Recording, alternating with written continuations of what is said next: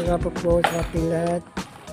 Mga Karamlang Vlog TV, ibablog ko po ang pag-aayos at paglilinis dito sa Pandayan, Sentro Niyugan, kung saan nakakabit po sila ng bagong ring, net.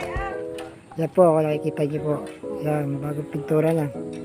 Yan, kulay white, malinis na po ang paligid. Shout out! Dalit na nga yung pagbablog. Shout out sa inyo. Yan po, okay na po ang court. Malinis na. Excited na po ang lahat. Dito po sa Sentro Niyugan, Pandayan, Basketball po. Yan. Nasikasa na po ng SK.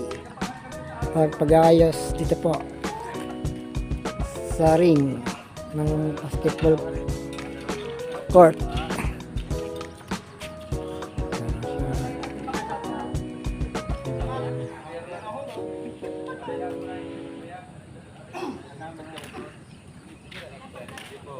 2 days to go before opening games ceremony ng Poblacion 1.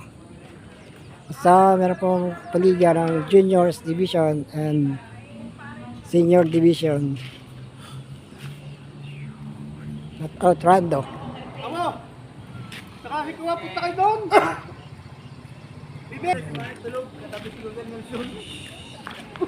Hindi mo ka... Yan na. Maya po, kakabit na yung ring. Maganda na po pati yung net. Pati yung ilalim ng board.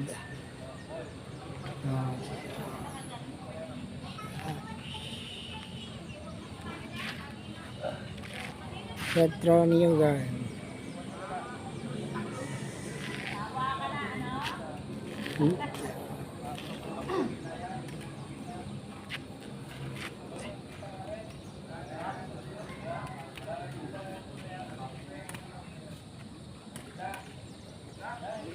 Ako po ay punta pa ng Poblacion 2 para mag-vlog pa lang semifinals ng Junior Division. Bukas po ay Senior Division.